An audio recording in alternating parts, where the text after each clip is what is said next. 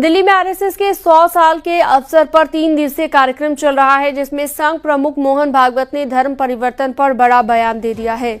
उन्होंने कहा कि धर्म के प्रसार का मतलब परिवर्तन नहीं होता है, धर्म सर्वत्र पहुंचने का मतलब कन्वर्जन नहीं है, धर्म में परिवर्तन होता नहीं है।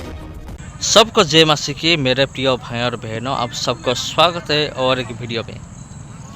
तो मेरे प्रिय भाई और बहनों, आज की वीडियो में आपको बताने वाला हूँ, आरएसएस का एक लीडर है, आरएसएस का एक लीडर है, वो भी एक बीजेपी। वो जो लीडर के बारे में हम बात कर रहे हैं, एक बीजेपी का एक नेता है।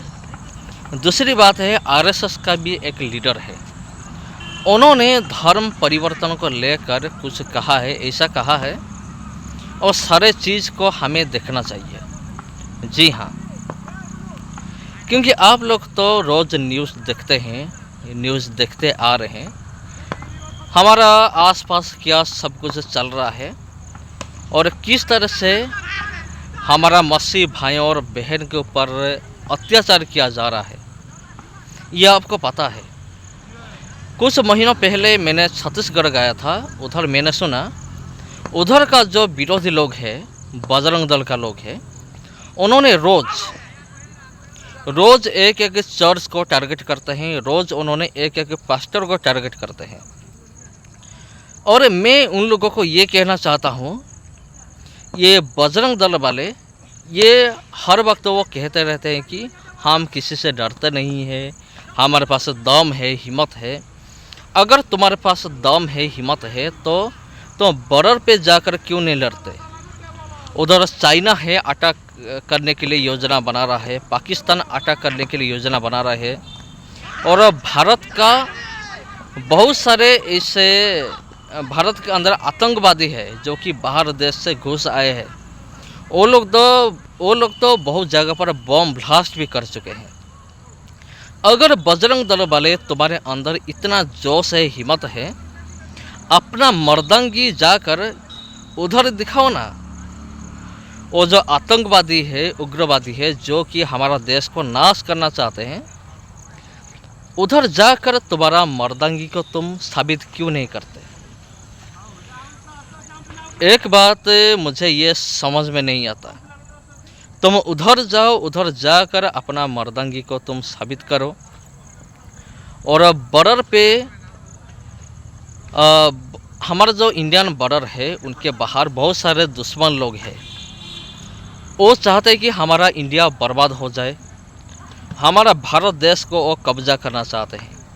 अगर तुम्हारे अंदर हिम्मत है तो जाकर उधर अपना मर्दांगी उधर दिखाओ। इधर दिखाने से क्या होगा? क्योंकि ये बजरंग दल को अच्छी तरह से पता है, ये मसीह लोग जो है ना, ये शांति प्रिय लोग हैं। और इन लोगों को ये भी पता है, इन लोग कुछ भी करें, ईसाई लोगों को वो कुछ भी नहीं करेंगे, क्योंकि प्रभु यीशु मसीह ने इन लोगों को सिखाया है प्रेम करना, दया करना, प्रेम, दया, करुणा, ये सब चीज़ प्रभु यीशु मसीह ने सिखाया है। इसीलिए ये लोग मसीह लोगों के ऊपर अपना मर्दांगी दिखाते हैं और बोलते हैं, देखो हम किसी से डरते नहीं है। अगर तुम किसी से डरते नहीं है तो आतंकवादी, उग्रवादी, माओवादी, उग्रपंथी या बहुत सारे दुश्मन है, हमारा भारत का बहुत सारे दुश्मन है, उन लोगों से तुम लड़ते क्यों नहीं हो? जाओ, अपना हथियार उठा लो। तुम्हारा जो भगवान, उनका नाम क्या है? बजरंगबली। उनका जो गदा है, गदा को पकड़ो, गदा में प्रहार करो। ये सब में ये सारे चीज़ में ये इसलिए मैं बता रहा हूँ, क्योंकि बजरंग दल वाले वो सिर्फ ईसाई लोगों के ऊपर अपना मर्दांगी दिखाते हैं। अपना मर्दांगी इधर मत दिखाओ, अपना मर्दांगी जाकर उधर दुश्मन पर झड़ो। और एक चीज़ मैं बहुत ज़्यादा बोल गया। एक बीजेपी का नेता है, मैं आपको बोल रहा था कुछ देर पहले, उन्होंने धर्म परिवर्तन को लेकर, बजरंग दल को लेकर, हमारा भारत को लेकर बहुत बड़ी बात उन्होंने कहा है। उन्होंने क्या कहा वो हम देखेंगे। मेरे प्यारे भाई और बहनों, लेकिन आप सबको रिक्वेस्ट है, आप इस वीडियो को आप ज़्यादा से ज़्यादा शेयर कीजिए। और अगर आप चैनल में पहली बार आए हैं तो अगर आप चाहते हैं आगे भी इस तरह से वीडियो आपको मिले तो इस चैनल को सब्सक्राइब कीजिए। इस वीडियो अगर आपको ज़रा से भी अच्छा लगे तो वीडियो को ज़रूर शेयर कीजिए। सबको जय मां की। आरएसएस चीफ के हिंदू मुस्लिम वाले बयान पर अब सियासत भी शुरू हो चुकी है। समाजवादी पार्टी के विधायक मोहम्मद फहीम और सपा प्रवक्ता मनोज यादव ने भागवत के बयान पर तंज कसा।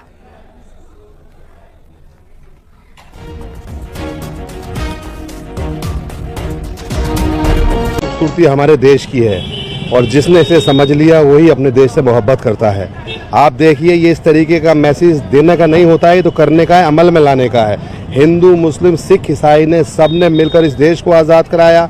इस देश की संस्कृति है, इस देश की सभ्यता है, सभी लोग मिलजुल कर रहते हैं। यही तो मैसेज हमारे राष्ट्रीय अध्यक्ष अखिलेश यादव साहब लगातार देते चले आ रहे हैं और यही मैसेज हम भी देते चले आ रहे हैं।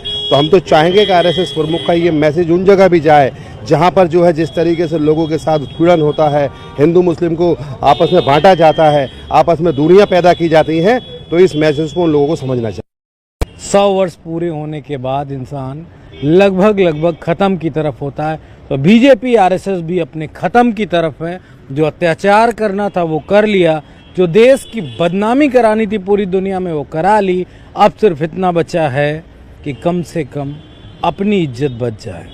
सहारनपुर में कुछ लोगों से बातचीत की गई। लोगों ने मोहन भागवत के बयान का समर्थन करते हुए कहा कि पूजा पाठ का तरीका सब धर्मों का अलग हो सकता है, लेकिन सबका डीएनए एक ही है। मोहन भागवत जी ने कहा कि हिंदू मुस्लिम सब साथ चलेंगे, सिख ईसाई जैन सब लोगों को साथ लेकर के चलना है।